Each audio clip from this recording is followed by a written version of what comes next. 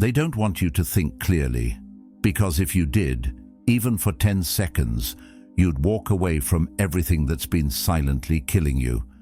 You wouldn't beg to be included. You wouldn't explain yourself to people who enjoy misunderstanding you. You wouldn't keep trading your peace for temporary praise or tearing your mind apart just to fit into a version of yourself that pleases others.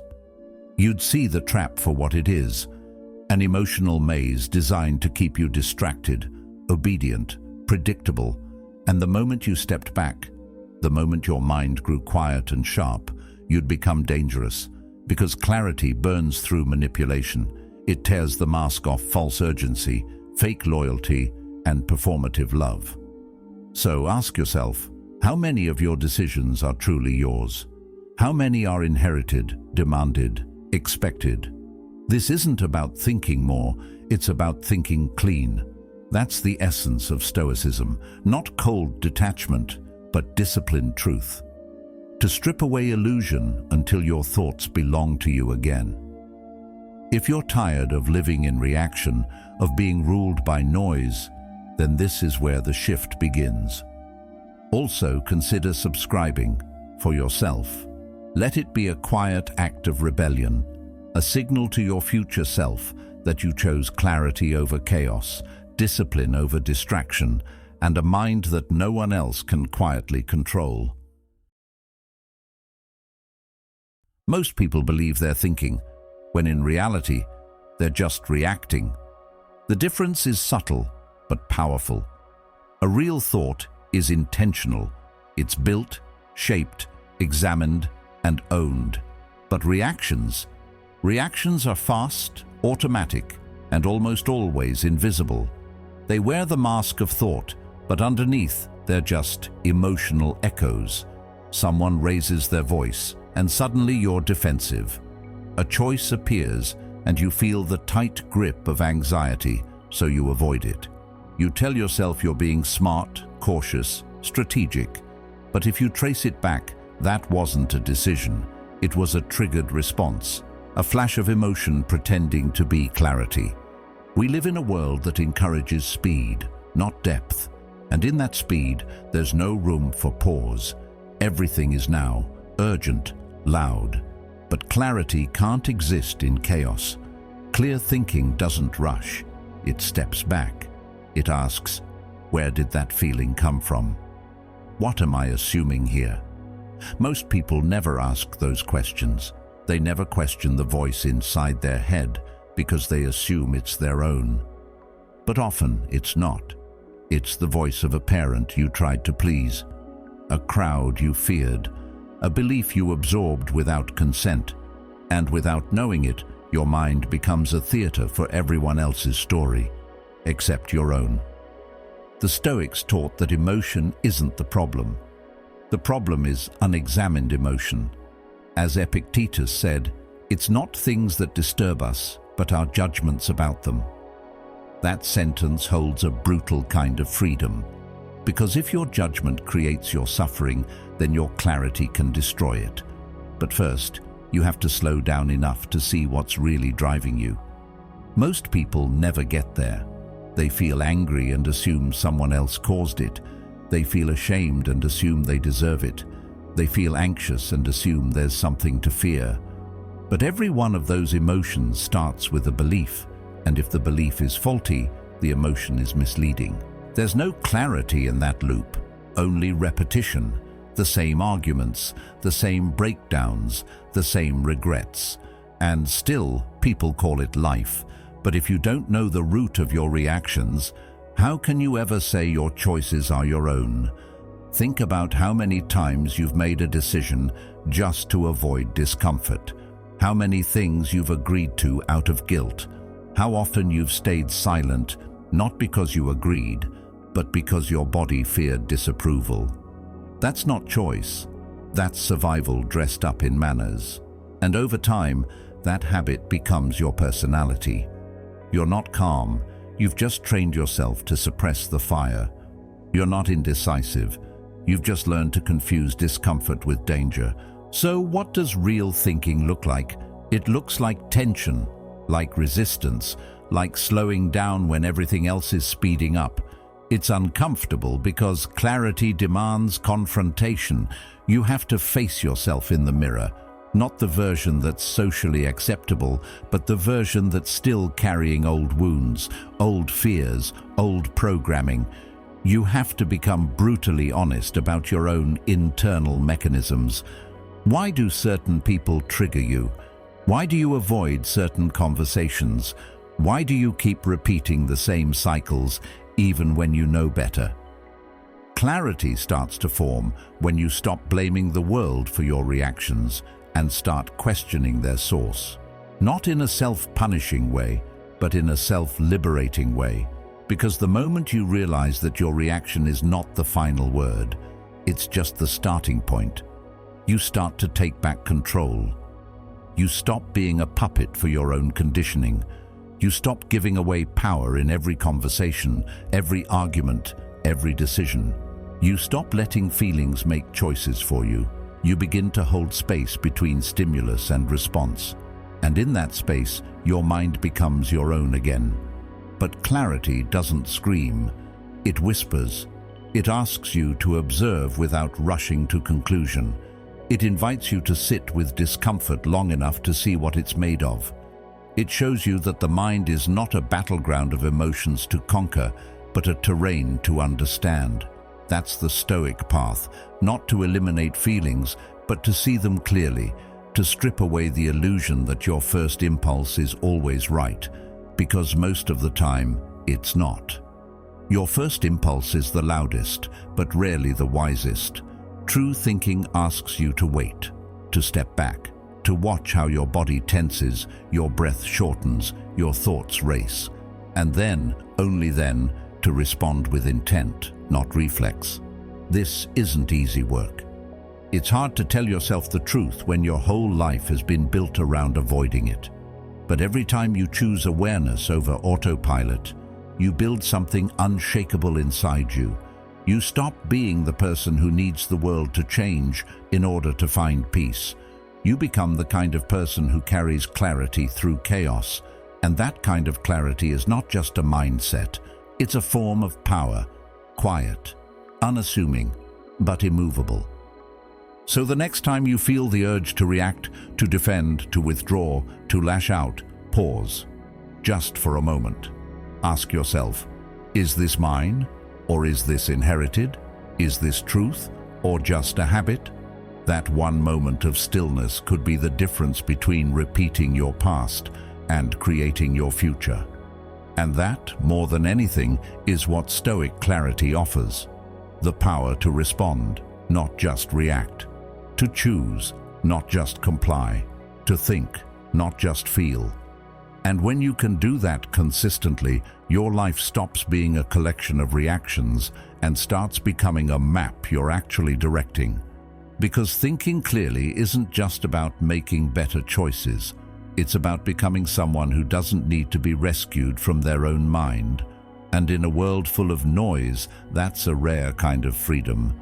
Watch closely, and you'll see it happen almost every day. Not out there, in here.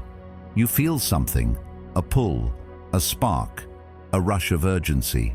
Maybe it's attraction, maybe it's anxiety, maybe it's excitement dressed up as destiny. But whatever it is, it hits first, fast, loud, and without even realizing it, your mind starts scrambling to make it make sense.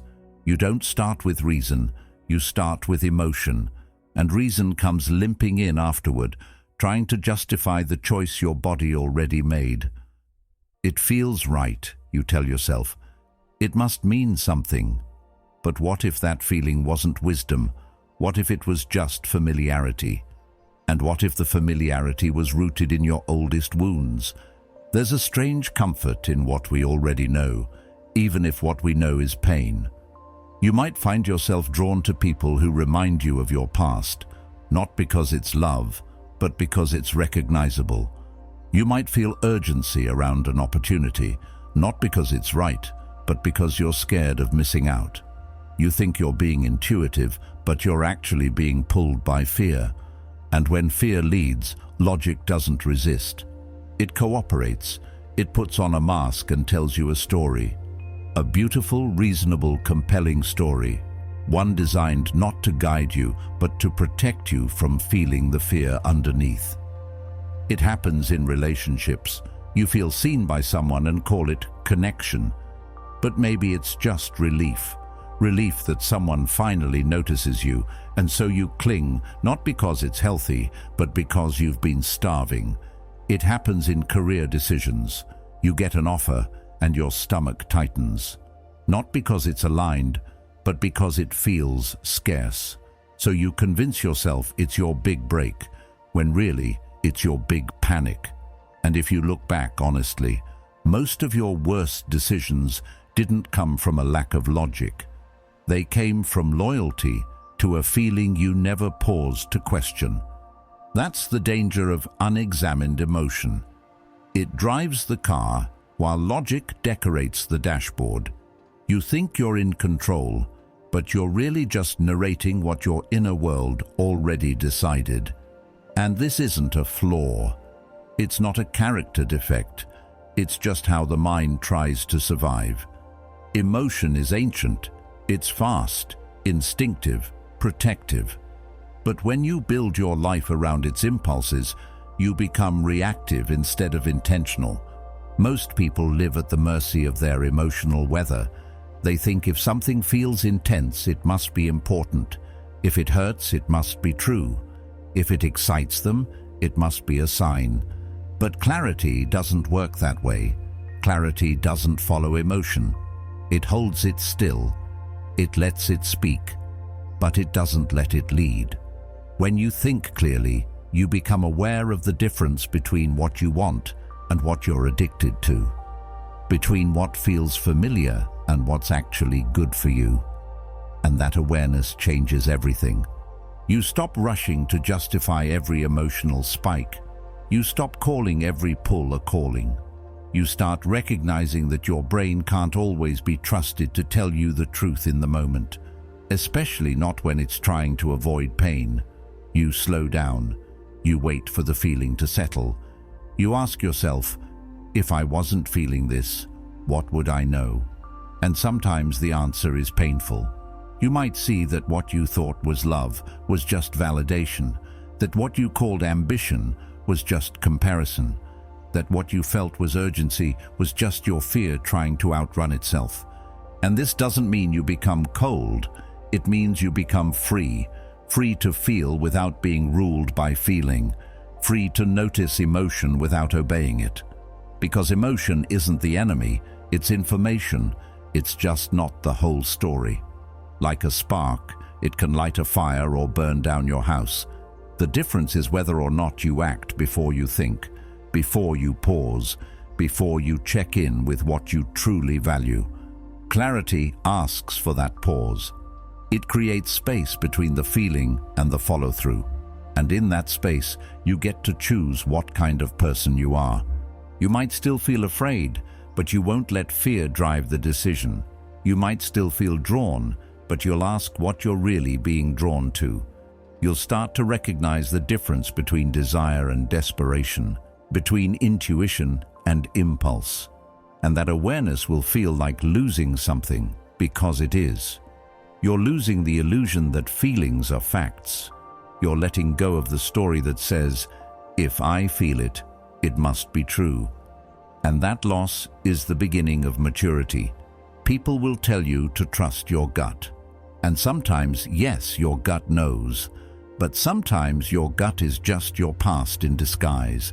Sometimes your gut is just anxiety pretending to be wisdom. That's why you need more than feeling. You need philosophy. You need stillness. You need internal structure. Because without it, every strong emotion becomes a storm you can't navigate. But with it, you become someone who can feel deeply and still decide wisely. And that's the essence of Stoic clarity. Not to suppress emotion, but to observe it clearly without rushing to obey it. The Stoics didn't deny feeling, they just refused to be ruled by it. They practiced the pause. They trained themselves to separate the sensation from the story, so that when it came time to act, Their decisions were grounded, not in panic or pressure, but in purpose. That's the kind of clarity you build, not in a moment, but over time, by noticing the pattern, by catching yourself mid-justification, by asking gently, is this true, or is this just familiar? And the more you ask, the more power you gain. Not the kind of power that dominates others, the kind that anchors you, the kind that lets you move through chaos without being hijacked by every wave of emotion, the kind that sees clearly even when the feeling is loud, because you've learned something most people never do. Emotions are real, but they're not reliable, and until you can feel them without obeying them, you'll always be dancing to someone else's rhythm. But when you stop dancing, when you pause, feel, and choose, you become untouchable. You're no longer living in reaction. You're moving with quiet clarity, not because it feels good, but because it's right. And that difference, though invisible, is what transforms a reactive life into a deliberate one. It's what turns emotional noise into meaningful action. And over time, it's what makes your decisions not just smarter, but sacred. Most people think they're being careful when they wait. They believe the longer they hold off, the more clarity they'll gain. They don't realize that what they're really doing is waiting for certainty, a kind of perfection that doesn't exist outside their imagination. You hear it in the way they talk. I just need a little more time, or once I'm sure, I'll make the move. But underneath those words isn't wisdom, it's fear. And fear, when it wears the mask of logic, convinces you that hesitation is safety, that the unknown is always a threat, that until you see every possible outcome, you're not ready. But that's not clarity. That's a strategy to avoid commitment, a way to delay the discomfort of responsibility while feeling like you're doing something wise. The truth is, no one is ever completely ready, not for the big decisions, not for the hard conversations, not for the moments that demand growth. Readiness, in the way most people imagine it, is a myth. It's a mental loophole. You think you're buying time, but you're really trading momentum for illusion. And the longer you wait, the more your mind fills in the blanks with fear. You imagine the worst. You catastrophize. You play out every scenario that could go wrong. And soon, you're no longer standing still. You're stuck in a cycle of overthinking and underliving. Seneca wrote, "We suffer more often in imagination than in reality." The Stoics knew that the mind can be its own tormentor, that the pain we predict is often worse than the pain we'll ever experience. But certainty addicts don't know this yet. They think if they just wait long enough, the perfect moment will arrive. The path will clear, the fear will vanish. But it doesn't, because clarity doesn't come before action. It's born from it. You don't get clear and then move. You move and the fog starts to lift. That's what separates the Stoic mindset from the rest. It's not recklessness, it's respect for time. It's understanding that movement itself sharpens thought. When you engage with life, when you step into discomfort, when you make the call or take the risk, you don't become less clear, you become more aware. You learn what works and what doesn't. You feel where the resistance is and where it's just fear in disguise. And that feedback, real feedback, not imagined outcomes, is where clarity begins to form. But that requires courage, not the loud kind, the quiet kind that shows up without applause, the kind that says, even if I don't know everything, I know enough to begin. That shift in posture is what turns someone from passive observer to active participant in their own life. Because when you demand certainty before acting, you're not protecting yourself, you're holding yourself hostage. You're turning your own potential into a problem to be solved, instead of a path to be walked. The need for certainty kills momentum. It takes every spark of desire, every moment of insight, every whisper of intuition, and buries it under analysis. You start to question your own instinct. You doubt your timing. You seek external confirmation, hoping someone will give you permission to leap. But no one ever will, not fully. Because the clarity you're looking for isn't in someone else's approval. It's in your own movement, in the decision to act, knowing you might be wrong, but choosing to live anyway. That's not recklessness, that's responsibility, and that's where real strength is built. Not in the perfect decision, but in the willingness to bear the weight of your choice, to say, "This is mine, I chose it, I'll face what comes." That kind of ownership doesn't come from waiting. It comes from stepping in, fully present, fully aware that outcomes are uncertain, but your intent is clean. That's what Stoicism teaches, not to wait for the world to make sense, but to act in a way that brings your own sense to the world. You don't have to know exactly how it ends to begin. You don't have to have a map to take the first step. And you certainly don't need to silence all fear before moving forward. You just need to get honest about what's really holding you back. Is it wisdom or is it avoidance? Is it reflection or is it delay? Because most of the time, the longer you wait for clarity, the harder it becomes to act. The decision grows in your mind like a shadow, and shadows feed on time. The more you feed them, the darker they get. But when you move, when you decide, even without full certainty, you take away their power. You interrupt the pattern. You stop giving energy to a question that was never meant to be solved in theory, but lived in practice. And that shift changes everything, because you begin to trust yourself, not because you know all the answers, but because you're no longer afraid of being wrong. That's what makes your mind stronger, not perfection, but movement, not guarantees, but growth. And even if you fail, even if the decision leads to pain, it was still the right move. Why? Because you acted from alignment, not fear. And from that action, you learn something you couldn't have learned any other way, something alive, something earned, something real. And that reality, no matter how imperfect, will always be more useful than the fantasy of certainty. Clarity in the end isn't a feeling, it's a posture, a way of standing in your life that says, "I won't wait to be ready. I'll get ready by moving." It's not about always being right. It's about being willing to show up, to try, to adjust, to learn. And that willingness is the foundation of everything meaningful, because the person who needs every answer before they begin never begins. But the one who walks forward anyway, quietly, imperfectly, boldly, builds a life that's not only clear, but deeply lived. We live in the age of information, yet most of it leaves us more confused than empowered. There's no shortage of opinions, explanations, strategies, and stories.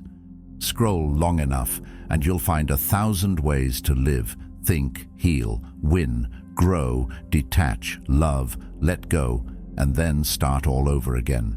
It feels like wisdom, but it rarely changes anything.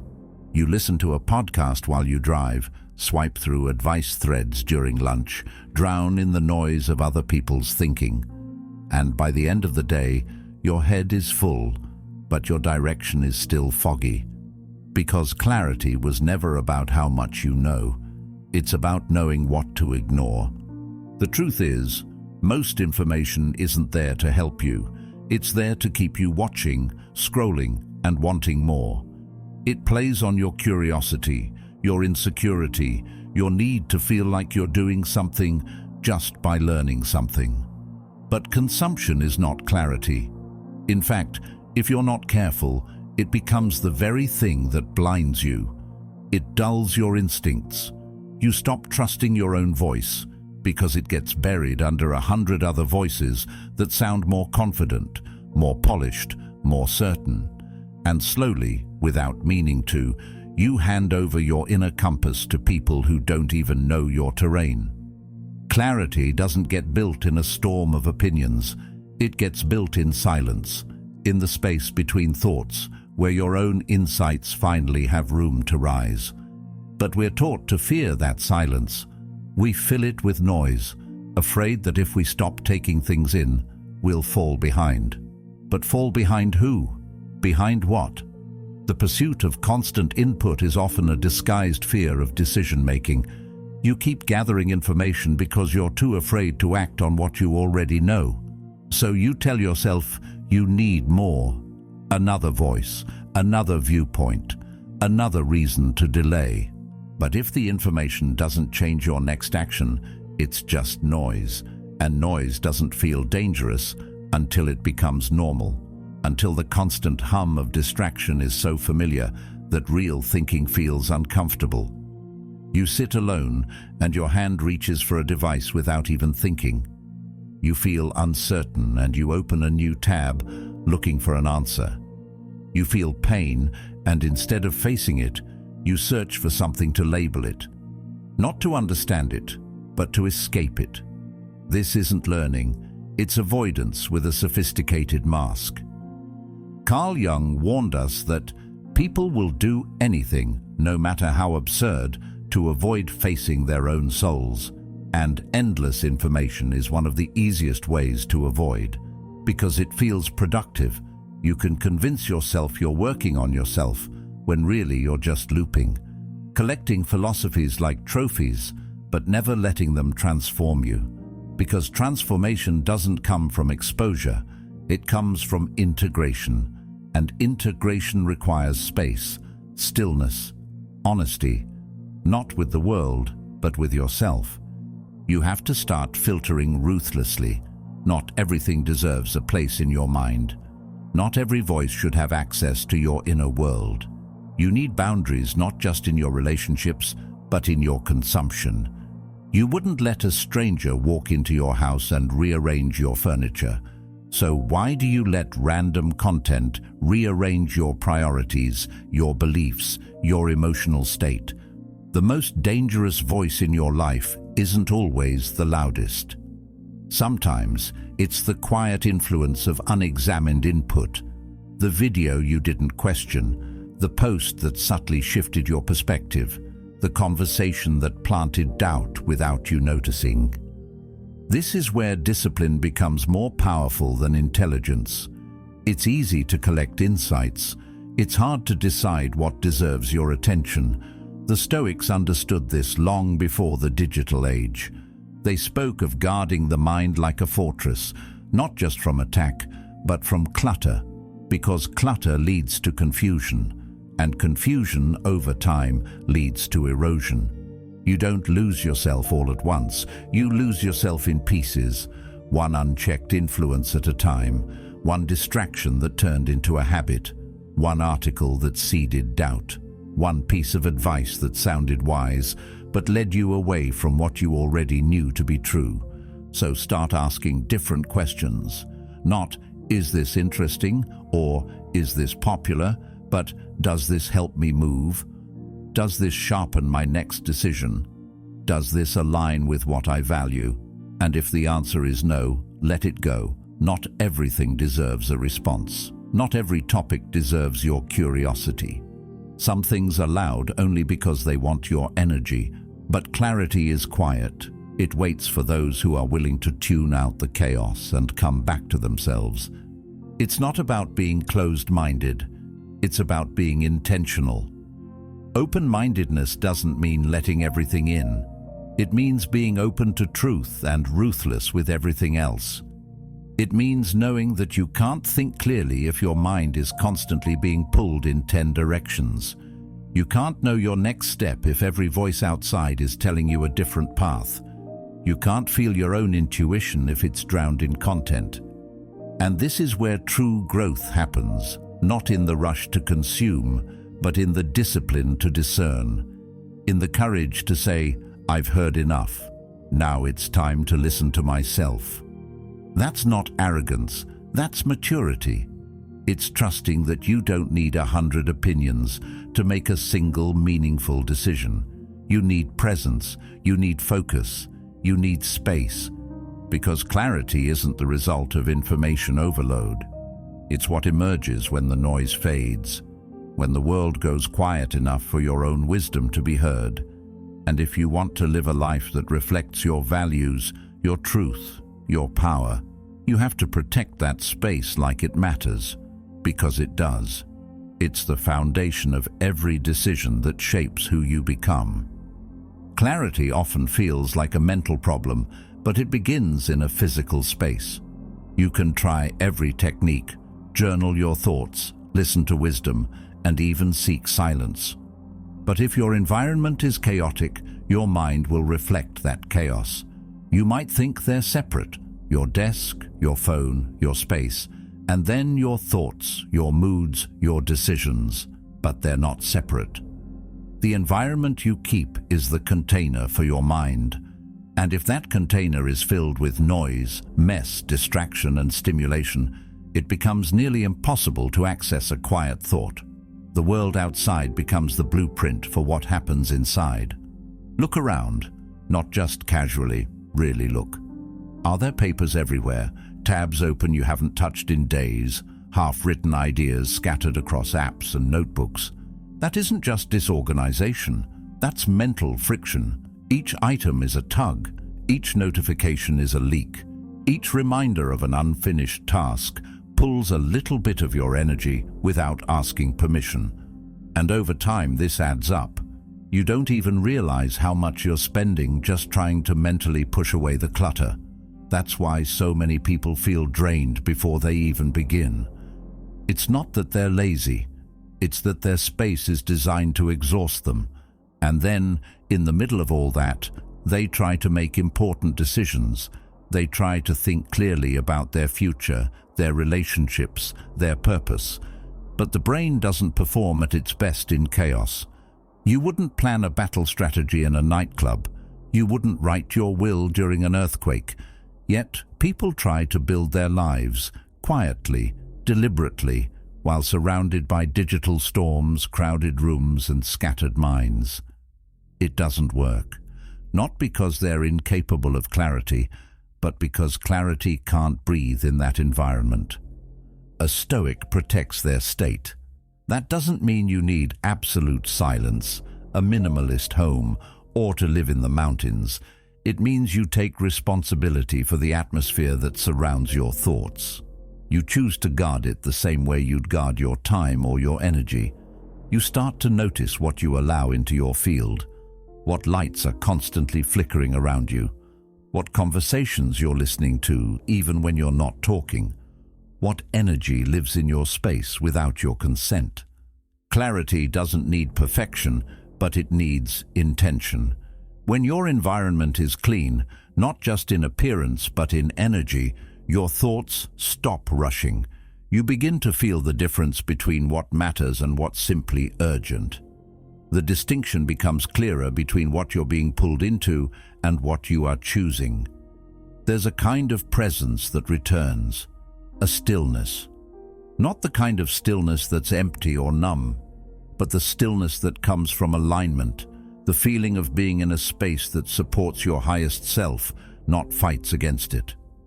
Carl Jung once said, "Who looks outside dreams, who looks inside awakes." But here's the truth most people miss. You can't look inside properly when the outside is pulling at your sleeves. The inner world needs peace to open, and peace requires preparation, not in grand gestures, but in small, deliberate acts. Making your bed in the morning isn't just a chore, it's a signal. Closing unused tabs isn't just tidiness, it's clarity made visible. Turning your phone face down isn't just manners, it's self-respect. These small actions are not about being neat, they're about removing obstacles between you and your deepest thoughts. Most people underestimate how deeply space affects psyche. They think mental discipline alone will carry them, but the body is a gateway. When the eyes see clutter, the brain prepares for stress. When the ears hear constant pings and movement, the nervous system reacts as if it's under attack. You start the day already agitated, not because of a crisis, but because your system is overloaded with meaningless signals. The brain can only track so much. And if it's tracking noise, it can't track depth. That's why clarity often shows up after you've cleaned a room, taken a walk, or turned everything off. It's not magic, it's space. It's giving your thoughts room to echo and your intuitions room to rise. We're not built to be stimulated all day. We're not built to make sense of our lives in between dings and pop-ups and fragments of other people's thoughts. Clarity isn't found in more, it's found in less. Less distraction, less clutter, less noise, so that what remains can be felt fully. It's also about boundaries, not just physical ones, but energetic ones. Who are you letting into your space? What kind of conversations are happening around you?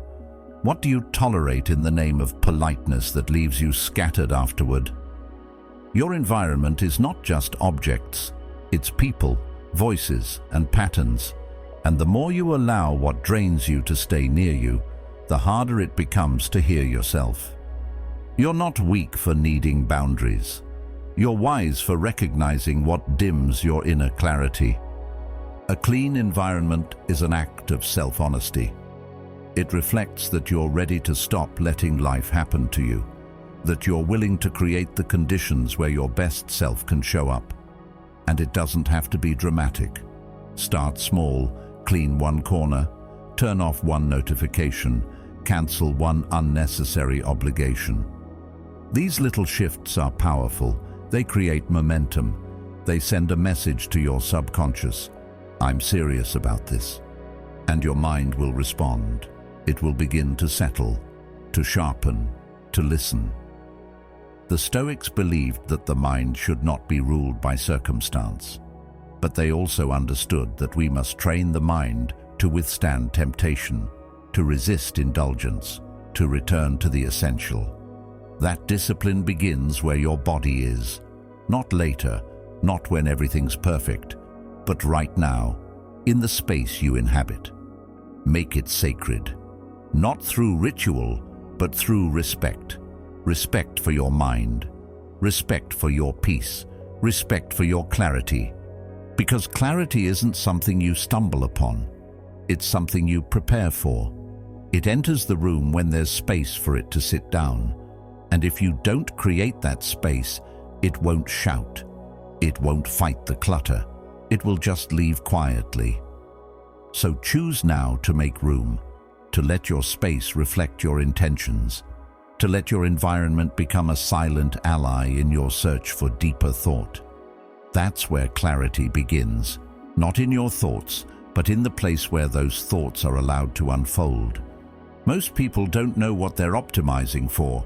They think they do. They say words like peace, freedom, love, meaning. But if you observe their actions, something doesn't add up. They say they want peace, but they never put down the chaos. They stay in relationships that drain them, jobs that agitate them, routines that offer no room to breathe. They say they want freedom, yet keep chasing the kind of approval that makes them a prisoner to everyone else's opinion. They say they want to feel whole, but they build their lives around the fragments, status, followers, attention, noise. They don't realize it, but their decisions already answer the question they never took time to ask. What am I really optimizing for? Because whether you're aware of it or not, you're always optimizing for something. Every choice you make is a vote in the direction of what matters most to you. Not what you say matters, what actually governs your choices. That's what makes this realization uncomfortable, because your outcomes don't contradict your values. They expose them. You think you're unlucky, distracted, stuck, but most of the time, you're just aligned with a priority you didn't mean to give power to. Maybe it's comfort, maybe it's recognition, maybe it's the illusion of control. You keep looping through the same situations, not because you're cursed, but because you're subconsciously loyal to a version of yourself that was built to survive, not thrive. Carl Jung said, "Until you make the unconscious conscious, it will direct your life and you will call it fate." That's what happens when you don't define your aim. Life starts aiming for you. And usually it aims low. It aims for quick highs, easy wins, safe roads, familiar traps. Not because you're incapable of more, but because the systems around you reward indecision. They give you distractions, so you never feel the need to sit with your own direction. You're nudged, guided, flooded with options, but never told to clarify the compass that should be driving all of it. So you get pulled instead of choosing. You end up chasing opportunities that sound good but feel wrong. You achieve things that impress people you don't even respect. You build momentum in a direction that makes you feel more lost, not less. This is the part where most people collapse. Not because they're weak, but because clarity demands honesty. And honesty can feel brutal when you've built a life around bypassing it. When you say you want peace but keep choosing environments that reward emotional chaos, something has to give. When you say you want love but keep choosing the kind of validation that feels more like performance than connection, you eventually run out of excuses. That tension isn't failure, it's feedback. It's your deeper self reminding you that the map you're following isn't aligned with the place you want to go. Clarity doesn't require that you get everything perfect. It requires that you get specific. What do you actually want your life to move toward, not just in moments of reflection, but in everyday action? Is it freedom? Then why are your habits wrapped in dependency? Is it strength? Then why are your boundaries built to please? Is it truth? Then why do you silence yourself to keep the peace? These aren't accusations, they're invitations. An honest life begins when you stop pretending the surface and the center are the same. It's not enough to want something, you have to protect it. You have to name it clearly and let it guide the hard choices. That's what it means to define what you're optimizing for, not in theory, but in practice. You look at the trade-offs you're willing to make. You accept that you can't serve everything at once. You can't prioritize comfort and growth at the same time. You can't chase acceptance and authenticity without feeling torn. You have to choose. And that choice will cost you, but it's the cost that makes it powerful. When your aim becomes singular, your mind starts to clean itself. The unnecessary starts to fall away. You stop negotiating with every new opinion. You stop trying to be good at everything. You stop saying yes just to be liked. You become more intentional, less apologetic. You start designing your life around the inner signal, not the external noise. And with that, the quality of your decision-making changes. You don't just ask, "What do I feel like doing?" You ask, "Does this move me toward what I truly want to embody?" That question breaks patterns. It keeps you from betraying yourself for short-term relief. It grounds you when distractions start to sparkle. It clarifies your values when everything around you blurs them. And clarity, once it takes root, makes your life simpler. Not easier, but simpler. You'll still face hard days, difficult people, setbacks. But you'll stop getting lost in them. Because even when the path is unclear, the direction isn't. You know what you're walking toward, and that knowledge changes your posture. It gives you something the world can't take from you: internal coherence. The Stoics believed in living according to nature, which meant living in alignment with your own rational, examined self. They didn't chase every impulse. They didn't optimize for fleeting highs. They optimized for virtue, for inner strength, for a life of integrity. That doesn't mean they were perfect. It means they chose to live by a compass they had tested. They knew what they were aiming for, so even in uncertainty, their movement was grounded. You need that same clarity, especially now when the world sells you 1,000 goals that look like success but feel like emptiness. Defining your aim is how you cut through that. It's how you resist being pulled into lives that don't belong to you. It's how you make peace with the fact that some things will have to be left behind, not because they're wrong, but because they're not aligned. And alignment is more valuable than abundance. It's not about having everything. It's about moving with focus, depth, and honesty every day in every choice. So pause and ask yourself, not abstractly but practically, what are you really optimizing for? When you speak, when you choose, when you commit, what sits beneath that? If it's unclear, don't panic, just listen. Clarity doesn't shout. It waits. It emerges slowly as you peel away the noise. But once it arrives, you'll feel it. You'll recognize the quiet conviction it brings. You'll stop trying to be everything and start becoming something. Not all at once, but steadily, in a way that lasts. There's a quiet danger in indecision. It doesn't look like fear. It looks like flexibility. It wears the mask of patience, of wisdom, of being open. You've heard it before. Stay open. Keep your options alive. Don't rush into anything. And yes, in certain moments that can be good advice. But repeated often enough, applied too broadly, it becomes a strategy for avoidance. Not choosing feels safe because it postpones the discomfort of regret. But here's the truth. Indecision isn't wisdom. It's fear with a softer voice. You tell yourself you're taking your time, but really you're hoping life will decide for you, that some perfect sign will come, that something outside you will make the uncomfortable choice you're afraid to make inside. But life doesn't work that way. It rewards movement, not hesitation, direction, not drifting. The person who hesitates too long begins to confuse stillness with safety. But drifting isn't peace, it's erosion. Bit by bit, your confidence wears away. You second-guess even the small things, and over time, you become someone who waits for clarity, for confirmation, for certainty, and forgets what it means to act from the core.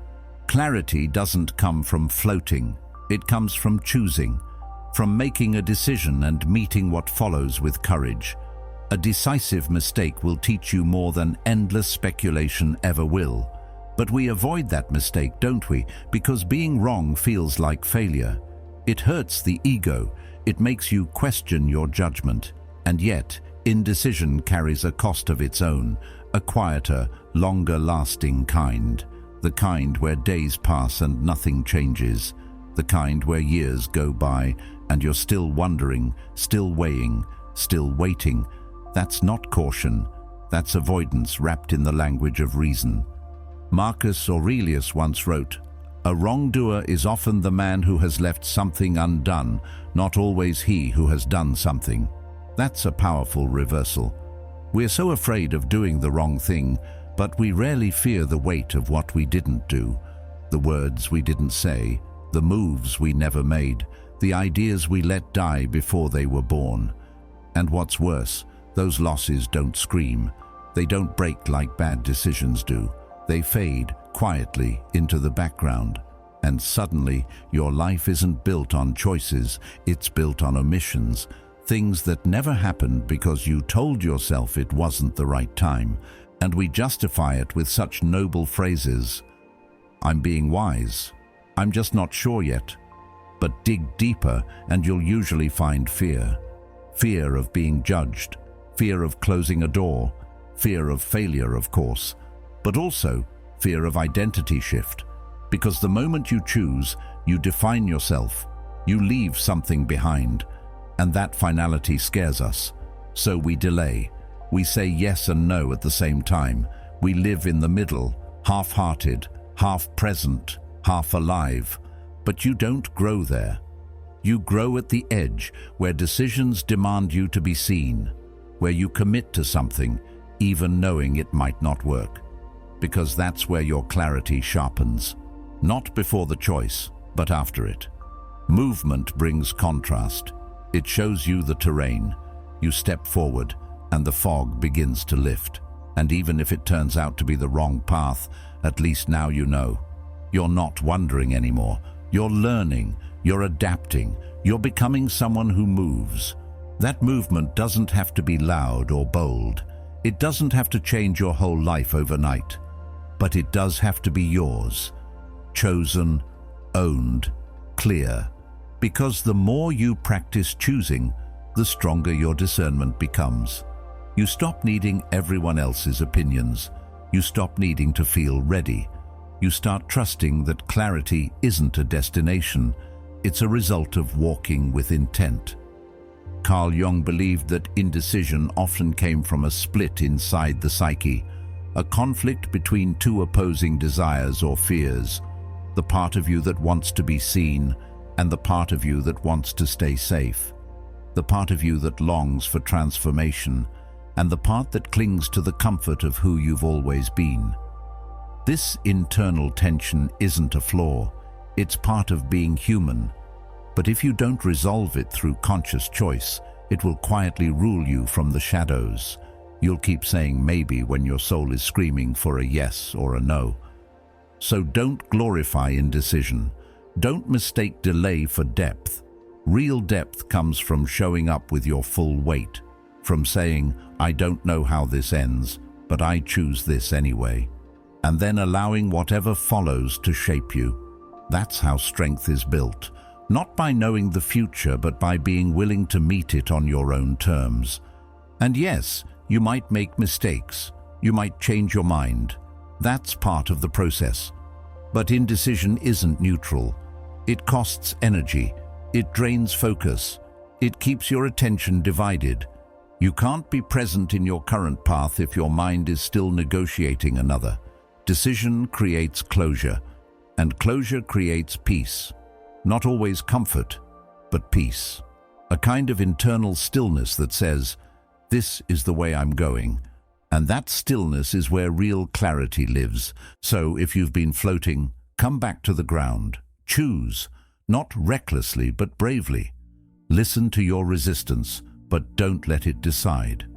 Hear your fear, but don't let it write the script. Define your values, check your direction, and then move. Because waiting for the perfect moment is the most seductive trap of all. It makes you feel like you're being wise, when really you're just being delayed. Let your clarity come from motion. Let your confidence come from action. And let your strength come not from never doubting, but from no longer needing to avoid doubt to make a move.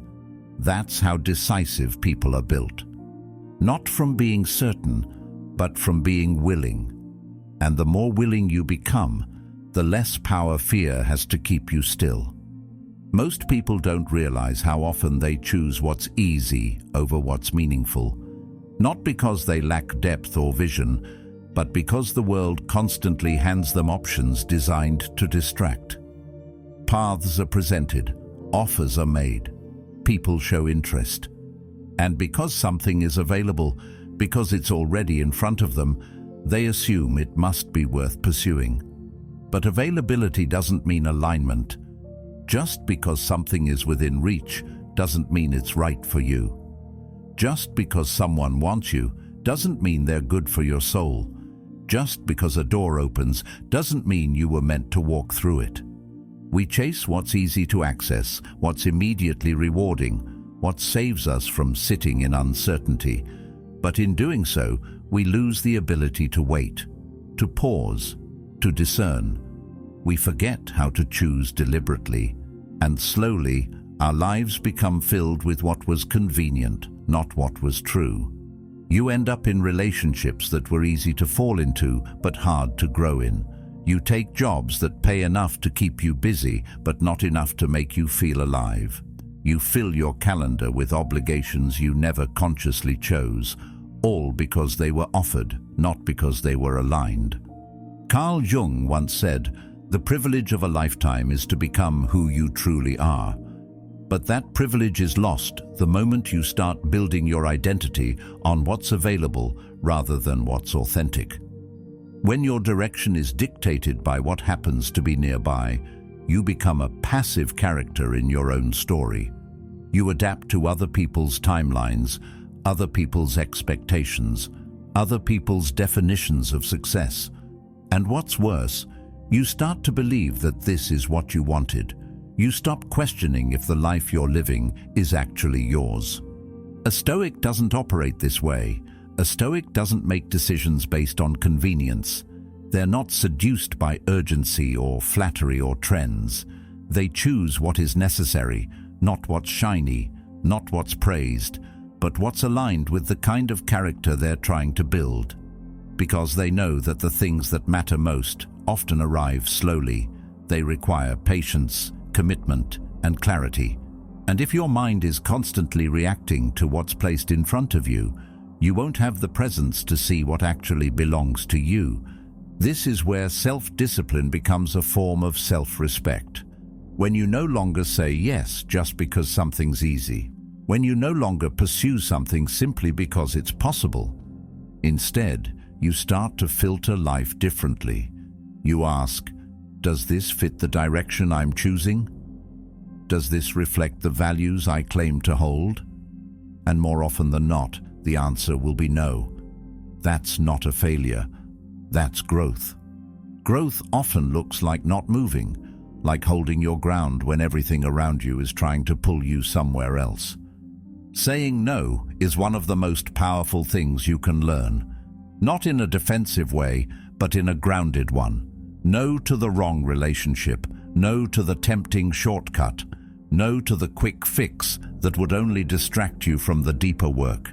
Because every yes is a cost, and if you don't track that cost, you'll spend your time and energy on things that feel full in the moment, but leave you empty afterward. The point isn't to reject everything. It's to become someone who doesn't confuse availability with destiny. The more aligned you become, the more you'll be misunderstood by those who still chase everything that shines. That's okay. You're not here to gather what everyone else wants. You're here to build what only you can carry. And sometimes that means slowing down. That means watching opportunities pass without grasping. That means letting go of good enough so you're not too full to receive what's truly yours. Clarity thrives in spaces where patience lives. But our world is allergic to stillness. We're told that if we're not chasing something, we're falling behind. That if we're not constantly reaching, we're wasting time. But reaching isn't the same as progressing. You can be busy your whole life and still end up nowhere meaningful. Movement doesn't always mean momentum. Sometimes the most powerful move is no move at all. Stillness isn't stagnation, it's restraint. It's the refusal to let life drag you by the wrist. It's the decision to let your inner standard, not external supply, decide your direction. And that kind of stillness requires strength. It requires you to sit with discomfort instead of rushing to fix it. To trust that alignment is worth waiting for. To believe that the right things will find you when you've created enough space for them to land. That's the shift. From grabbing at what's there to choosing what fits. From being pulled by availability to being led by integrity. From reacting to every offer to responding only to what calls something deeper in you. And the more you live this way, the more natural it becomes. You stop seeking so much and start seeing more. You begin to notice that many of the things you chased never truly nourished you. That the things that looked like opportunities were often just distractions in disguise. And eventually something beautiful happens. You stop needing life to constantly impress you. You stop needing to be constantly entertained or validated. You begin to enjoy the quiet. You start to trust your own pace. You learn to wait, not with anxiety, but with calm awareness. Because now you're not waiting for something to fill the void. You're waiting because you know your aim is clear. You're not empty. You're ready. There's a difference. The Stoic way is not about denial. It's about discipline. About choosing not what's in front of you, but what's in line with you. That means letting go of what's available so you can make room for what's aligned. And that's not a once-in-a-while decision, it's a daily practice, a habit of saying, just because I can doesn't mean I should. A commitment to yourself that you will not sell your peace for proximity, that you will not trade your path for what happens to show up uninvited. You are not here to chase everything. You are here to choose wisely. And choosing wisely often starts with the courage to do nothing when nothing fits, because that space you protect becomes the foundation of a life you actually want to live, not a life made of whatever was nearby, a life made of what was true. And in that truth, clarity finally begins to take root. Quiet, strong, unshakable. Clarity isn't just about making better choices. It's about understanding the landscape in which those choices unfold. It's not enough to ask, "What should I do?" because that question lives in isolation. Real clarity asks, "What system am I operating inside? What game is being played here? And more importantly, who benefits if I act without thinking?" When you're caught in a reactive loop, it always feels personal. Someone insults you and your pride flares. A sudden change catches you off guard and panic takes the wheel. But step back just far enough and you'll see something critical. Reactions are often exactly what someone else is hoping for. This is where power gets subtle, not through force, but through framing. If someone can't control your actions directly, the next best thing is to control the context in which you act. They don't need to tell you what to do. They just need to shape the moment so you make their desired move for them. They need you impulsive. They need you defensive. They need you to take the bait. Because once you do, your clarity dissolves and your power is handed over. Not because you weren't smart enough, but because the frame had already been set before you entered the scene. Carl Jung once said, "People will do anything, no matter how absurd, to avoid facing their own soul." And that includes projecting their own chaos onto you. Not consciously maybe, but energetically. People frame situations to pull you into their mess, their pace, their urgency. If you're not careful, their lack of clarity becomes your responsibility. Their fear becomes your confusion. Their manipulation becomes your mistake. And all of it started because you didn't stop to ask, whose frame am I operating inside right now? You see it everywhere. In arguments when someone tries to define the terms before you even speak. In business, when you're pressured into a decision before the deal disappears. In relationships, when silence is weaponized and timing is used to shift power. These aren't just dynamics. They're frames, invisible structures that dictate how you think, feel, and respond, unless you take the pause to recognize them.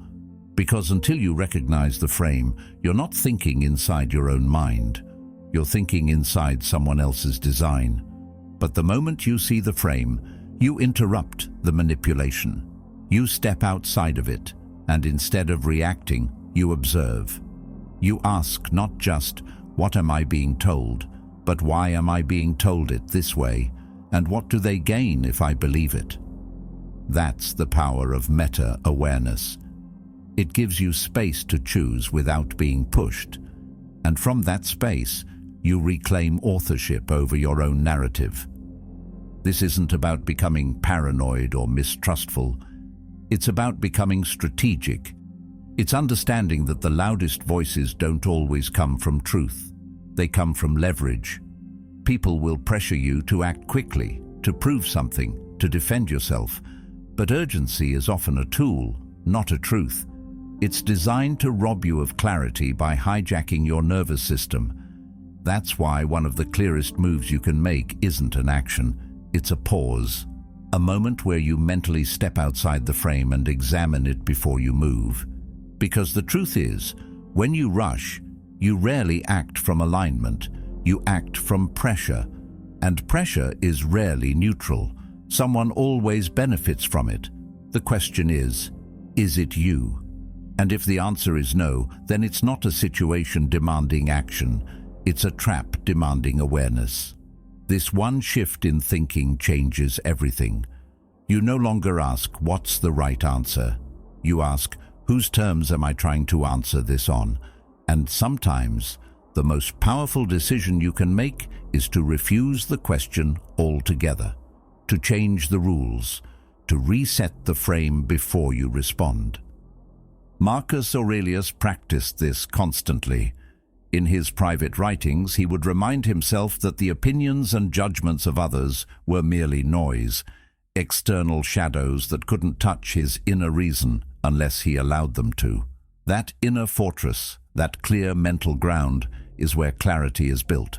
Not just by thinking hard, but by thinking differently, by zooming out from the immediate stimulus and remembering the long game. Who do I want to be in this moment, and who benefits if I forget? And sometimes it's not even another person framing you, it's your past, your conditioning, your fear of being misunderstood, rejected, unloved. Those old scripts will whisper at the exact moment you need clarity. They'll say, prove them wrong. Say something now.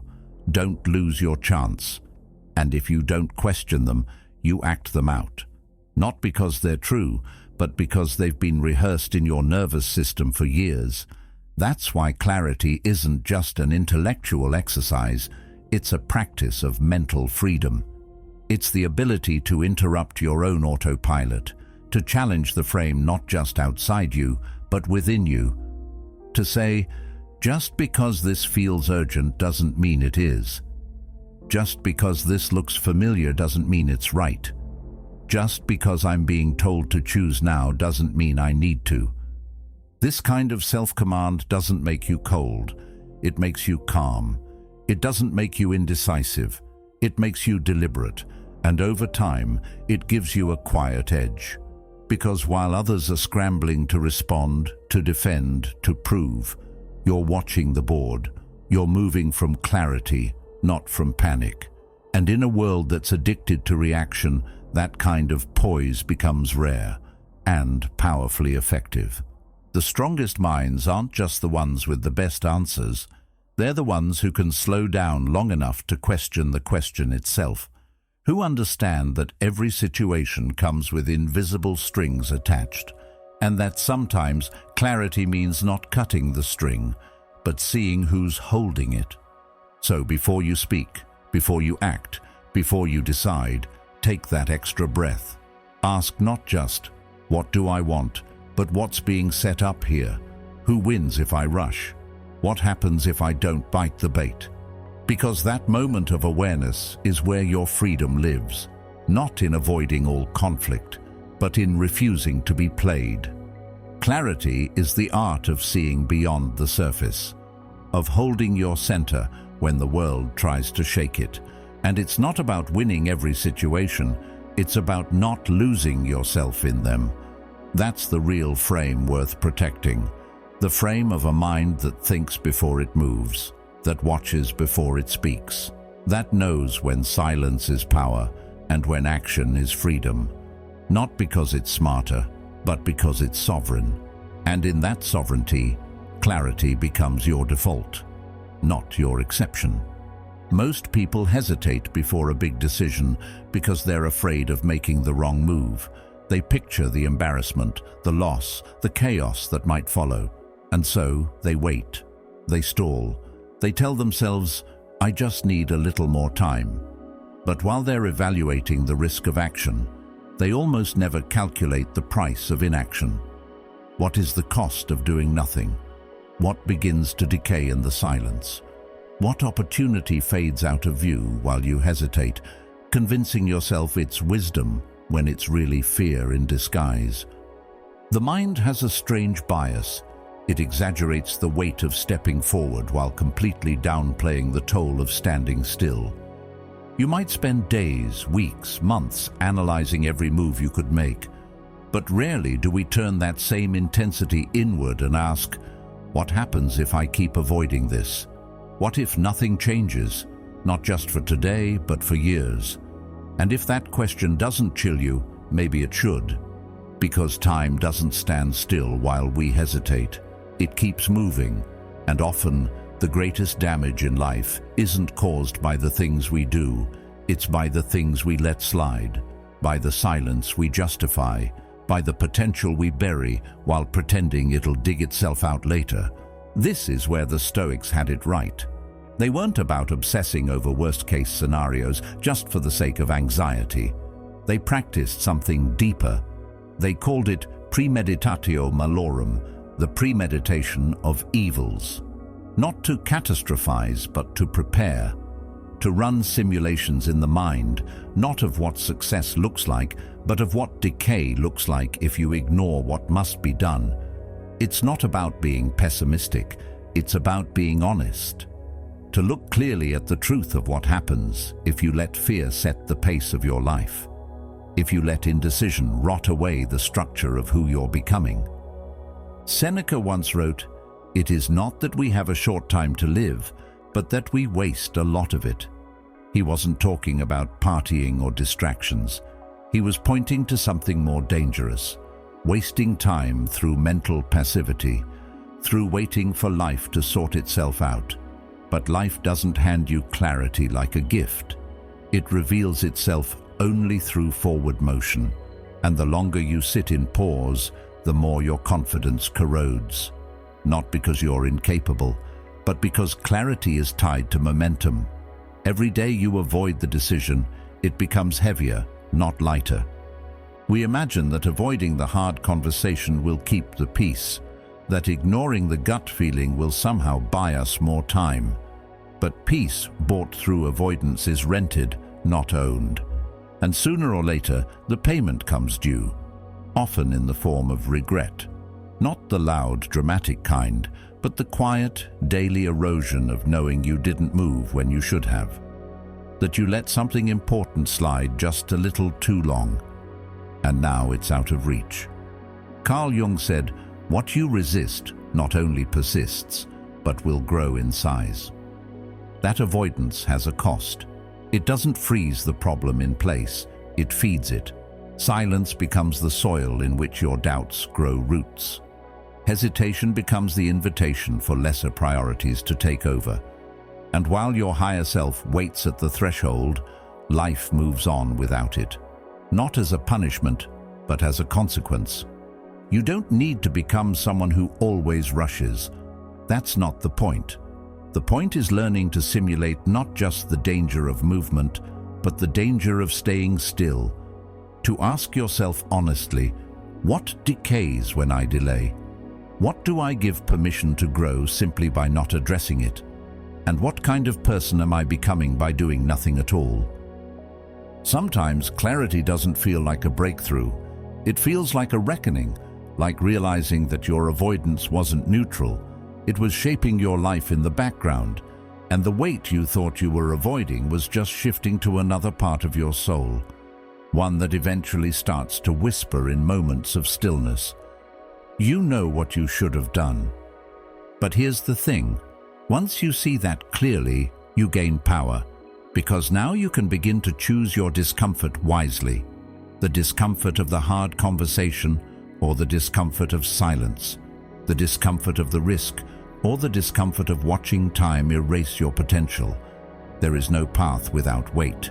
There is only the question of which weight you want to carry, and which will break you over time if you pretend it isn't there. The sharpest minds don't just think about what could go right. They also calculate the corrosion of avoidance. They imagine what kind of self they become if they keep delaying, keep suppressing, keep hoping clarity will arrive before they act. But clarity, in its real form, is often the result of action, not the prerequisite. It comes not when you know everything, but when you've moved through the fog long enough to understand what matters. So don't ask only, "What will happen if I do this?" Also ask, "What will happen if I don't?" Let that second question ring loud in your decisions. Let it remind you that stillness can be a weapon when chosen, but a prison when defaulted to. Let it remind you that silence can be sacred, but also suffocating when it becomes the shield behind which you hide your truth. You're not here to avoid all pain. You're here to pick the pain that leads to growth, to pick the discomfort that sharpens you, and to remember that while most people live as if they have endless time, clarity begins the moment you understand how little of it you truly control. That's the gift of premeditatio malorum. Not fear, but foresight. Not anxiety, but strength. Not waiting for regret to teach you, but preparing your mind so regret has no room to grow. So the next time you're hesitating, take a moment. Picture who you become if you do nothing. Picture the conversation that never happens, the decision that never gets made, the dream that never breathes. And then ask yourself, not just what you're afraid of doing, but what you're afraid of not becoming. Because in the end, clarity isn't just about what you see. It's about what you're willing to face. And sometimes, the clearest thing you can do is stop waiting for the moment to be perfect and start moving before the cost of stillness becomes permanent. We grow up collecting ideas like pebbles, small enough to carry, smooth enough to accept without question.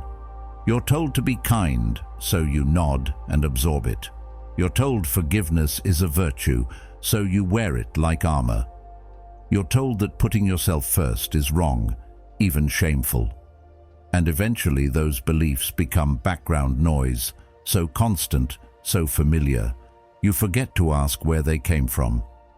But clarity isn't just about what you think, it's about why you think it. So much of what we call our values aren't truly ours. They're borrowed, inherited, rewarded into us.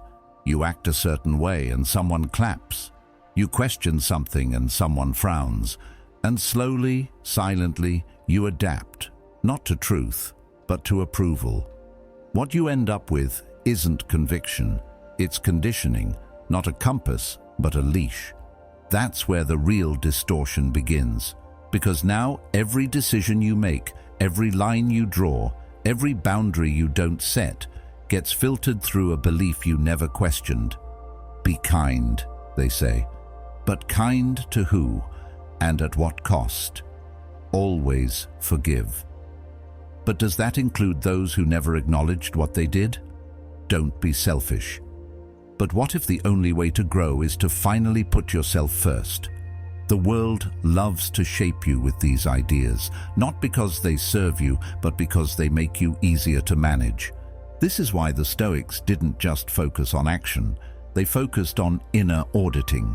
They believed in stripping away every idea that wasn't grounded in reason. Epictetus said, "Don't just say you have read books. Show that through them you have learned to think differently." In other words, don't just inherit beliefs, dissect them, challenge them, interrogate their origin like you're the only one responsible for your mind. Because you are. Carl Jung took this even deeper. He warned us that most of our so-called morality isn't chosen, it's absorbed from the collective, from parents, teachers, religious leaders, even advertisements. And once it's inside you, it speaks in your own voice. That's what makes it so dangerous. The idea that doesn't serve you still feels like your own thought, but it isn't. It's a parasite dressed up as wisdom. And unless you slow down and ask, where did this belief come from? Who does it serve? You'll keep living your life as a reaction to someone else's design. Sometimes the most powerful question you can ask is simply, who benefits from me believing this? Who benefits if I never speak up? Who benefits if I constantly suppress my needs? Who benefits if I spend my life over-apologizing for existing? Often, the answer isn't noble, it's strategic. Someone somewhere profits from your confusion, from your guilt, from your silence. And the longer you let that voice go unchallenged, the deeper it roots itself in your choices. Clarity begins when you realize that even noble-sounding beliefs can be used as tools of control. Be humble can be twisted into stay small. Forgive can become tolerate abuse. Love unconditionally can mutate into accept mistreatment. The words stay the same, but their function shifts depending on the hands that hold them. This is why your inner audit must be ruthless. Not cynical, but precise. Not hateful, but discerning. You're not rebelling by questioning the ideas you were given. You're returning to yourself. You're saying, I will no longer carry beliefs that ask me to betray my own sanity. I will not call it virtue to abandon myself. I will not call it morality to tolerate the intolerable. And I will not call it kindness if it robs me of clarity. That's the shift. You stop being the echo of your environment and start becoming the architect of your mind. You choose your values the way a craftsman chooses tools, not because they were handed down, but because they are sharp, honest, and necessary. And when you do that, everything changes. Suddenly, you're no longer exhausted by trying to live up to ideas that never fit you. You're no longer pulled in 10 directions by guilt that was never yours to carry.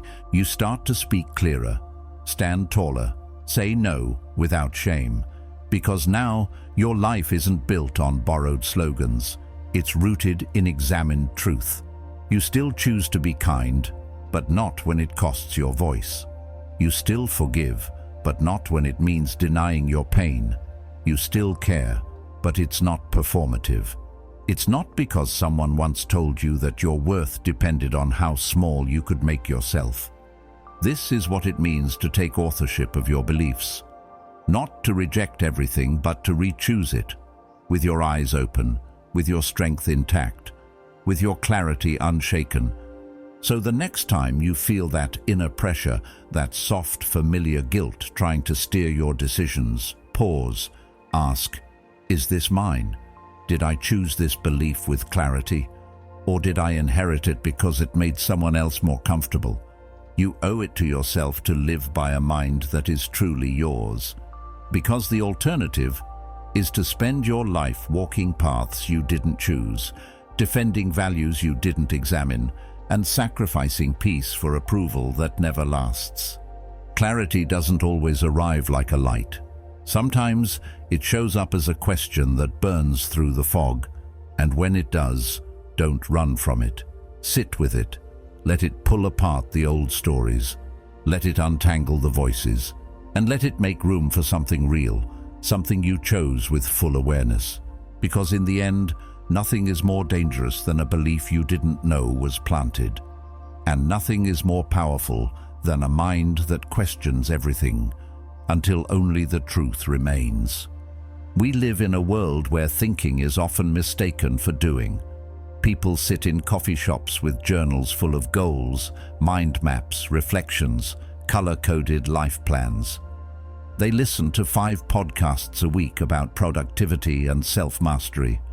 They reflect endlessly, analyze every emotion, break every interaction into 1,000 angles, trying to solve life like a math equation. And yet, despite all this mental gymnastics, nothing changes. They still hesitate, still doubt, still feel stuck. Why? Because clarity without action is just another form of delusion. The overthinker wears clarity like a costume. They believe that understanding the path is the same as walking it, but clarity in thought is only the beginning. True transformation requires clarity in motion, and that's a whole different beast. Thinking happens in comfort. Action demands discomfort. It asks you to be exposed, to risk failure, to confront resistance, not just in the world, but within yourself. You can convince yourself that you're progressing just because your thoughts sound smarter, but until your feet move, your life doesn't. That's where so many get trapped. In the illusion that more reflection leads to more clarity. But there comes a point when your reflections become rehearsals for avoidance. You keep dissecting the same idea, revisiting the same hesitation, looping around the same decision, and each loop makes the fear a little stronger and the will a little weaker. You don't need another mental model, you need movement. Carl Jung once said, "You are what you do, not what you say you'll do."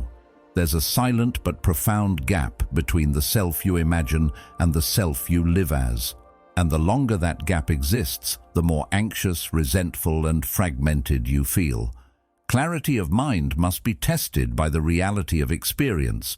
Otherwise, it just stays theory, pretty, polished, and powerless. What's stopping most people isn't confusion. It's fear wearing the mask of analysis. It's perfectionism disguised as preparation. You tell yourself you're not ready because you want to be sure. You want to avoid mistakes. But clarity doesn't guarantee correctness. It's not about predicting the perfect outcome. It's about aligning with your values, your priorities, your direction, and then moving forward in integrity with those. There's a strange freedom that comes when you stop needing every decision to be flawless, when you let go of the illusion that mistakes will ruin you. In truth, it's stagnation that erodes you, not movement. You can course correct once you're in motion, but you can't correct a path you never started. The only real mistake is letting the desire for certainty keep you frozen in thought. Sometimes, the most powerful act of clarity is a step into the unknown, a step that might be wrong, might be awkward, might even fail, but it breaks the pattern. It shifts you from passive observer to active participant in your own life.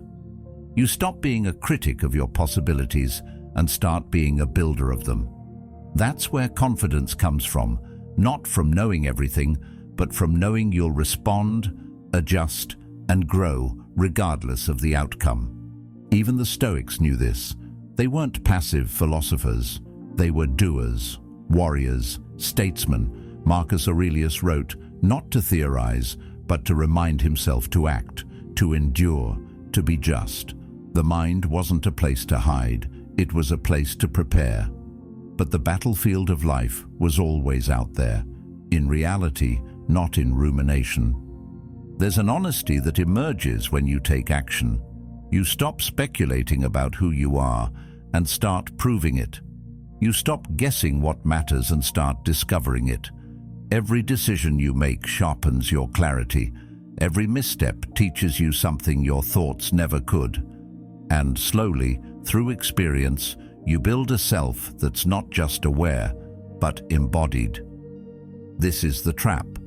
The belief that a little more thought will finally make you fearless. It won't. The only thing that makes fear lose power is motion. Clarity that leads nowhere is just another way to stay safe, to stay comfortable, to stay small. But your life wasn't meant to be lived in the waiting room of your own mind. You'll never think your way into a different reality. You have to move, say the words, set the boundary, apply for the job, end the cycle, start the project, tell the truth, show up even when your hands shake. And if it goes wrong, so what? You learned, you grew. You now stand one level higher in your understanding, not because you thought more, but because you acted anyway. Thinking clearly is powerful, but acting clearly is transformative.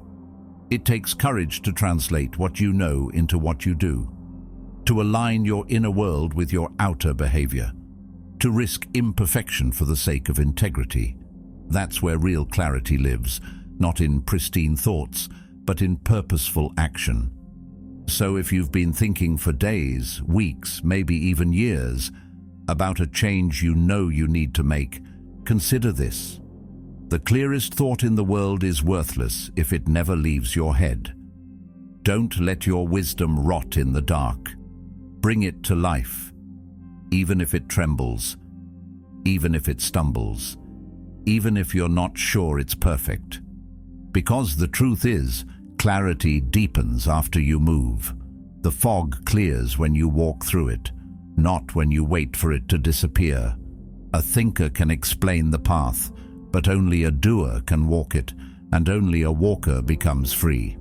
In the end, clarity is not just about how well you think, it's about how deeply you live. So stop waiting, start becoming, and let your actions speak the truth your mind already knows. Pain has a way of showing up right when we think we've figured things out. It interrupts, it embarrasses, it strips us of our sense of control. And in that raw discomfort, most people reach for distraction, denial, or numbing. They treat pain like a glitch, something to escape as fast as possible. But clarity, real clarity, doesn't come from avoiding pain. It comes from integrating it, from looking it dead in the eye and asking, "What are you trying to teach me?" Most people survive their pain without ever studying it. They go through heartbreak, failure, rejection, but they don't digest those experiences. They don't extract the truth embedded in them. They move on quickly, hoping the next chapter won't sting as badly. But a wound unexamined is a lesson repeated. Carl Jung once said, "Until you make the unconscious conscious, it will direct your life and you will call it fate." Pain that isn't understood doesn't go away. It just hides. It seeps into your decisions. It echoes in your relationships. It shapes your future without your awareness. There's a quiet power in turning toward what hurt you, not to relive it, not to wallow in it, but to study it like data, like feedback from life itself. When someone rejects you, it might sting, but underneath that sting is a signal. Maybe it points to a pattern you haven't noticed. Maybe it reveals a deeper wound that's been driving your behavior. Maybe it simply reminds you that your worth was never supposed to be outsourced in the first place. Either way, rejection becomes information, not identity. The same goes for failure.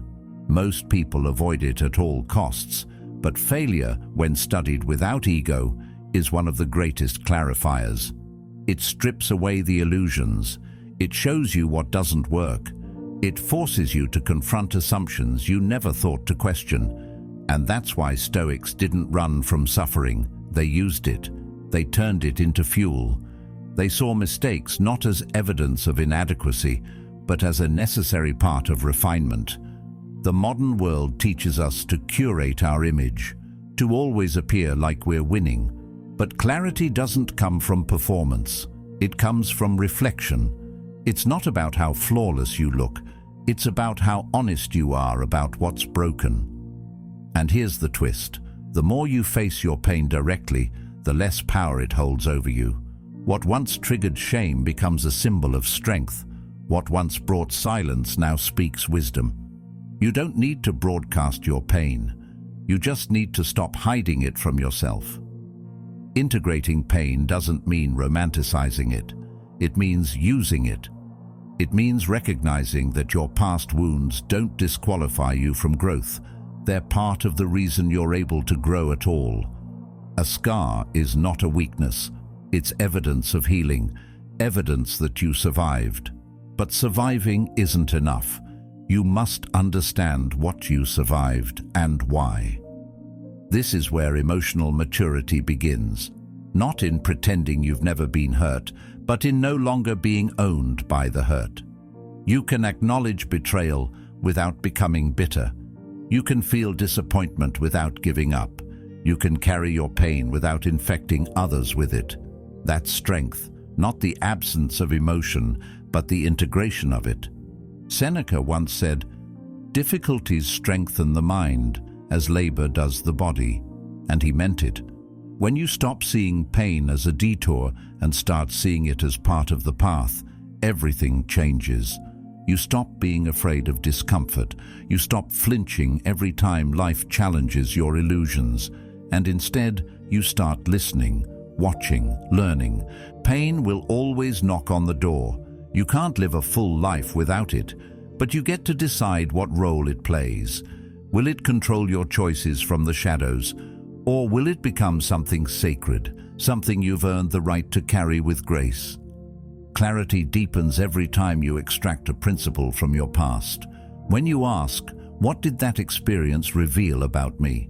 Not just what happened, but how you reacted, what it triggered, what it exposed. The past is a mirror, not a cage, but only if you dare to look into it without flinching. And when you do, when you stop trying to erase your wounds and instead build with them, something powerful happens. You become less reactive, less desperate for validation, less afraid of endings, because you've already met pain and you've learned how to speak its language. You've turned it from an intruder into a teacher, and in doing so, you become something solid, someone who bends but doesn't break, There's a kind of quiet dignity in someone who's faced pain and stayed soft. Someone who's been disappointed but hasn't closed off.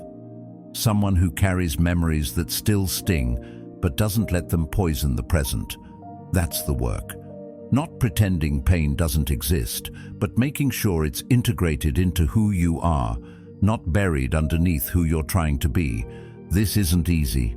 It takes time. It takes silence. It takes honesty, the kind that makes your chest tighten. But it's worth it, because when you do the inner excavation, when you pull those old wounds into the light, you finally stop being controlled by them. You don't need to keep proving you're strong. You just are. So next time life knocks you off balance, pause. Don't just try to survive the moment. Study it. Ask what it's revealing about your expectations, your identity, your attachments. Use it. Because that's what a Stoic does. They don't avoid the fire. They walk through it and come out clearer, quieter, and far more dangerous in their calm. In the end, the strongest people aren't the ones who've avoided pain. They're the ones who've made peace with it, who've stitched it into their philosophy, who've let it deepen their understanding rather than narrow their heart. And that's the kind of clarity that can't be taken away, because it wasn't built in comfort. It was forged in the places most people run from. Most people react to life like it's happening in fast forward. They move from one event to the next, one decision to the next, barely pausing to examine the context or the consequences. Everything becomes immediate. Everything is urgent. But clarity doesn't live in urgency. It lives in depth. It lives in the ability to pause, take a breath, and ask not just what's happening right now, but what's beneath it, behind it, and beyond it. Clear thinking isn't about seeing more, it's about seeing through. When something happens, an insult, a failure, an opportunity, most people stop at the surface. They react to the moment, as if the moment is all that exists. But beneath that moment are layers. There's the emotional layer, how it feels. There's the social layer, how others might interpret it.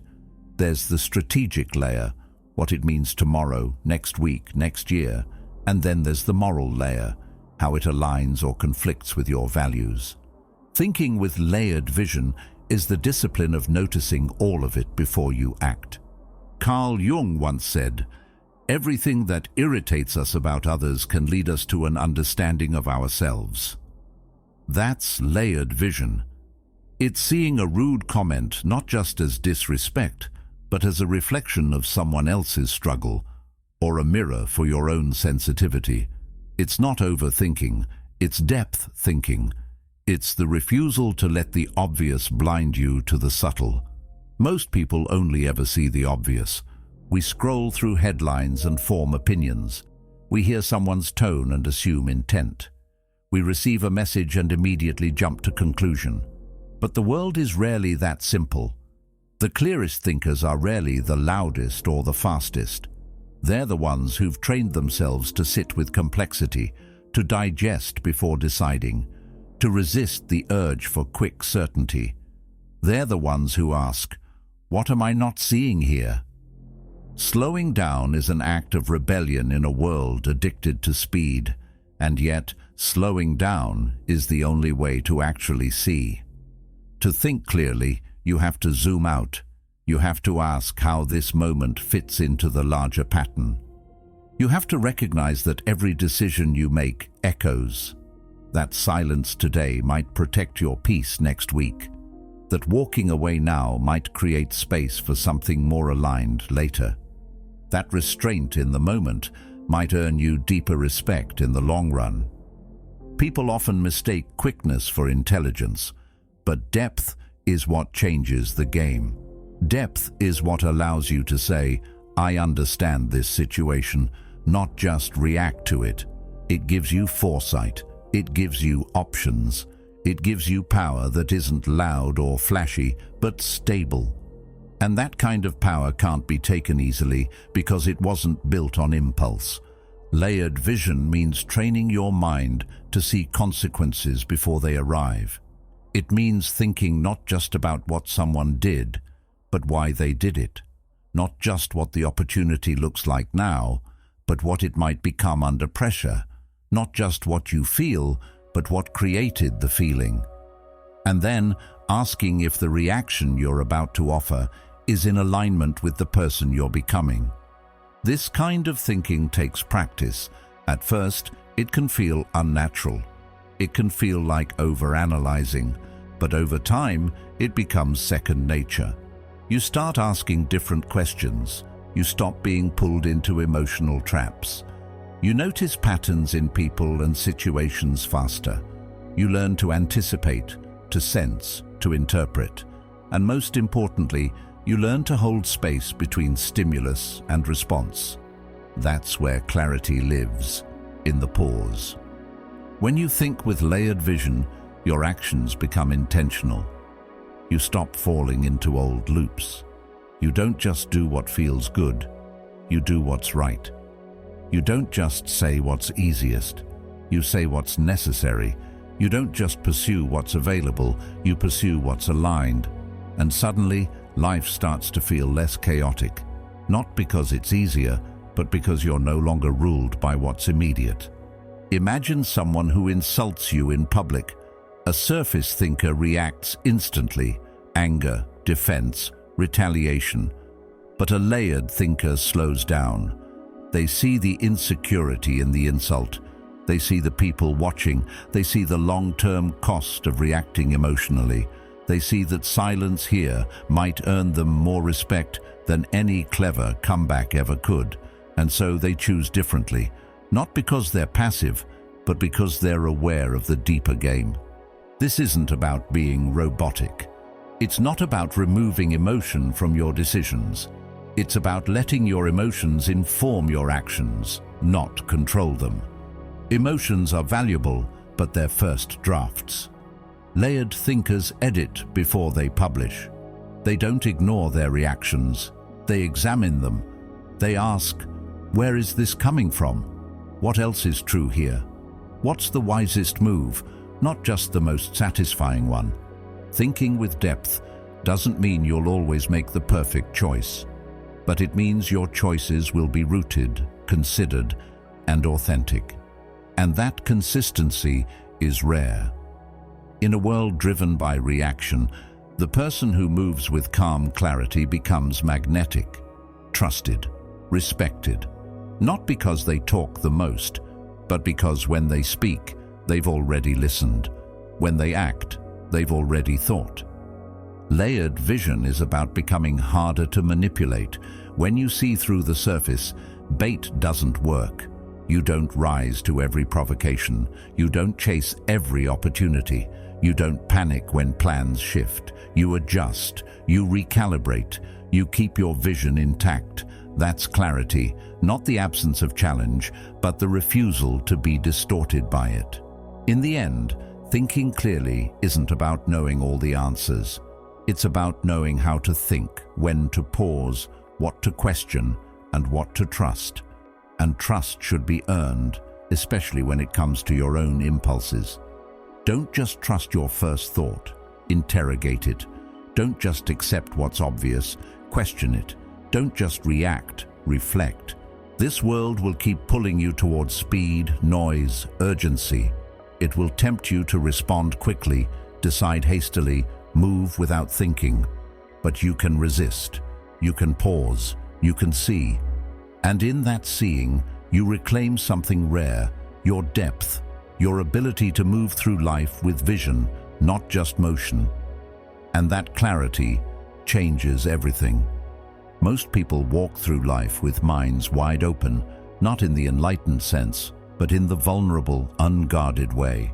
Every voice is allowed in, every comment gets a reaction, every opinion becomes a weight on the scale. And before they even realize it, they're no longer thinking for themselves. Their mind has become public property, an open hallway for every passing belief, fear, and trend. But clarity, the kind that anchors you, steadies you, doesn't come from exposure. It comes from ownership. To own your mind is not to shut it off. It's not to block everything out and hide in isolation. It's to be discerning, selective, intentional. It means declaring, "This mind is mine, not for sale, not up for auction to the loudest influencer or the angriest comment or the fastest trend." And that kind of clarity, that's not passive. It's earned, it's enforced, it's lived. Because the world will try every single day to lease space in your head. And it's your job to decide what gets in and what never should have been allowed to begin with. You can feel when your mind doesn't belong to you. You become restless, reactive, easily swayed. Your opinions shift with the algorithm. Your self-worth gets tied to feedback loops. Your direction bends to whoever shouts the most convincing story. Suddenly, you're not living, you're being lived. You're not thinking, you're being thought through. And that erosion of self doesn't come with fireworks. It's quiet, subtle. It feels like compromise, like going along, like being open-minded. Until one day, you can't even hear your own voice through the noise. Clarity isn't just a mental state. It's a line in the sand, a boundary, a sacred refusal. It says, "No one gets to tell me who I am unless I agree." That doesn't mean you don't listen. It doesn't mean you ignore wisdom, but it means you don't absorb everything blindly. You don't let someone's urgency become your timeline. You don't let their judgment become your truth. You listen like a gatekeeper. You observe like a strategist. You decide with your own hands on the wheel. Carl Jung once wrote, "The most terrifying thing is to accept oneself completely." And he was right. Because full ownership means taking responsibility for what your mind becomes. No more blaming others for confusion. No more pointing fingers at the culture or the critics or the noise. When your mind is yours, so is your clarity. And that's a weight most people avoid. It's easier to follow, easier to outsource. But clarity isn't ease, it's strength. And strength has a cost. A mind that isn't owned is always chasing approval, status, distraction. It's always running, never arriving. But when your mind belongs to you, something shifts. You stop flinching. You stop over-explaining. You stop rushing to justify every move. You move cleanly, deliberately. And in that steadiness, the world doesn't pull you off course. It watches you find your own. That kind of movement doesn't just influence people, it inspires them. Because most have forgotten what it looks like to move from the inside out. You don't need everyone to understand you. You don't need the world to clap. You just need to be clear. Clear about your direction, clear about your values, clear about what thoughts belong in your inner sanctuary and which ones never make it past the gate. This isn't stubbornness, it's sovereignty. And in a world that profits from confusion, mental sovereignty is rebellion. It's saying, "I will not be another echo. I will not be another puppet for agendas I don't even understand. I will live by design, not default." And when you begin to live like this, distractions lose their grip. Manipulators lose their leverage. Approval stops tasting like oxygen. You're no longer performing. You're present. You're no longer guessing. You're grounded. Even in chaos, you can return to center because you've built one. Even in doubt, you can trust yourself because you've earned it. Not through perfection, but through the quiet practice of returning to your truth again and again, no matter how loud the world gets. Owning your mind also means learning to sit with silence. Not the silence of disinterest, but the silence of strength. The ability to pause without panicking, to observe without reacting, to think without immediately announcing. That stillness is where clarity sharpens, where identity roots, where conviction forms. You don't owe the world your thoughts every time it demands them.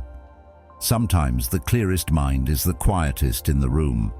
When you guard your mental space, you stop treating every opinion like an emergency.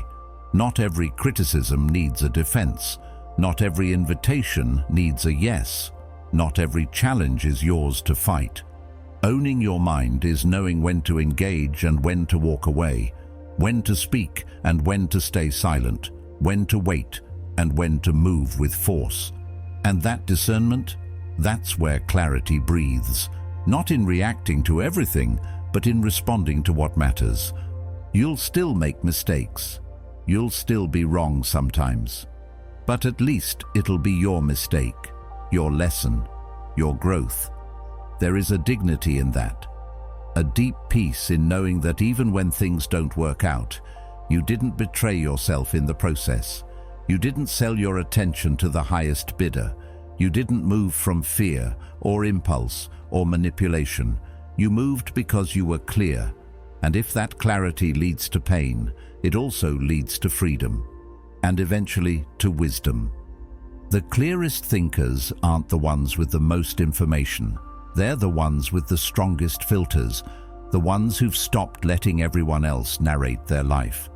The ones who've realized that confusion isn't just a lack of answers, it's an overload of noise. And once they cut through the noise, what's left isn't just silence, it's power. Clean, quiet, unshakable power. The kind that moves differently, the kind that doesn't ask for permission. So start drawing the line. Start listening for your voice underneath the world's expectations. Start asking, is this thought mine? Is this fear borrowed? Is this goal even real? You'll be surprised how many of your beliefs were never yours to begin with. How many of your doubts were planted by people who never wanted you to think for yourself. But the moment you reclaim your mind, you become dangerous in the best possible way. Not aggressive, not reactive, but centered, independent, clear. And clarity, once truly owned, doesn't ask for the world to follow. It simply walks and watches who keeps up. You were never meant to be a prisoner of noise. Your mind was built to be a sanctuary. Guard it like your life depends on it, because it does. Watch one of the videos on your screen now to keep sharpening that clarity. And thank you for being a part of Stoic Journal.